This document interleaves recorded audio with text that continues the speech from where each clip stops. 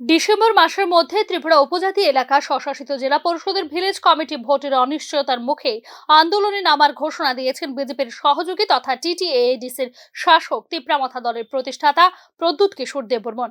এক্ষেত্রে village committee নির্বাচনের দাবিতে রাজ্যপালের উদ্দেশ্যে স্মারকলিপি জমা দেওয়ার ঘোষণা দিয়েছেন প্রদ্যুৎ কিশোর দেববর্মন। সাম্প্রতিককালে মুখ্যমন্ত্রীর সাথে তার আলোচনার উদ্ধৃতি দিয়ে শীঘ্রই ভিলেজ কমিটি ভোট অনুষ্ঠিত হওয়ার প্রতিশ্রুতি মুখ্যমন্ত্রী দিয়েছেন বলেও দাবি করেছেন প্রদ্যুৎ। কিন্তু ভিলেজ কমিটির 587টি আসনে নির্বাচনের জন্য যে ধরনের প্রস্তুতি প্রয়োজন তা এই মুহূর্তে রাজ্য নির্বাচন কমিশনের নেই বলে মনে করছেন রাজনৈতিক তথ্যবিজ্ঞ মহল।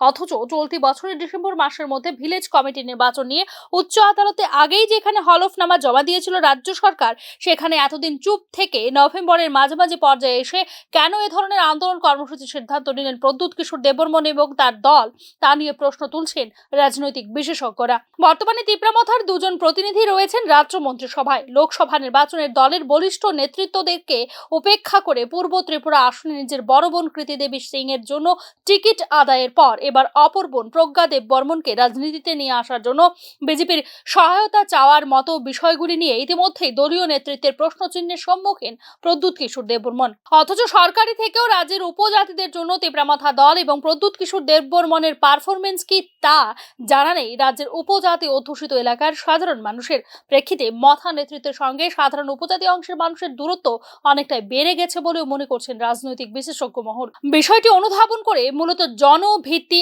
আবার ফিরে পাওয়ার লক্ষ্যে এ ধরনের কর্মসূচির সিদ্ধান্ত তিপ্রামথার বলে মনে করছেন সংশ্লিষ্ট তথ্যবিজ্ঞরা। উপজাতিদের জন্য গ্রেটার তিপ্রাল্যান্ডের জিগির তুলে ক্ষমতায় আসার পর গত 2.5 বছরে রাজ্যের উপজাতিদের জন্য কি করতে পেরেছেন প্রদ্যুৎ কিশোর দেববর্মন বা তার দল, তা নিয়ে কিন্তু ইতিমধ্যেই প্রশ্ন তুলছেন রাজ্যের উপজাতি অংশের মানুষ। 3 বছর আগেই যেখানে ফুরিয়ে গেছে ভিলেজ কমিটিগুলির মেয়াদ, সেখানে ক্ষমতায় থেকেও কেন ভিলেজ কমিটিগুলি গঠনের মাধ্যমে জনগণের নির্বাচিত প্রতিনিধিদের হাতে ক্ষমতার বিকেন্দ্রীকরণের কোনো কার্যকরী ভূমিকা নিলেন না প্রদ্যুৎ কিশোর দেববর্মন, প্রশ্ন উঠছে তা নিয়েও। সার্বিক পরিস্থিতিতে ক্ষমতায় থেকে রাজ্যের উপজাতি অংশের মানুষের কাছে দেওয়া প্রতিশ্রুতিগুলি কতটুকু পূরণ করতে পেরেছেন প্রদ্যুৎ কিশোর দেববর্মন এবং তার দল, তা নিয়ে কিন্তু ইতিমধ্যেই শুরু হয়ে গেছে মূল্যায়ন। Bureau report, news now.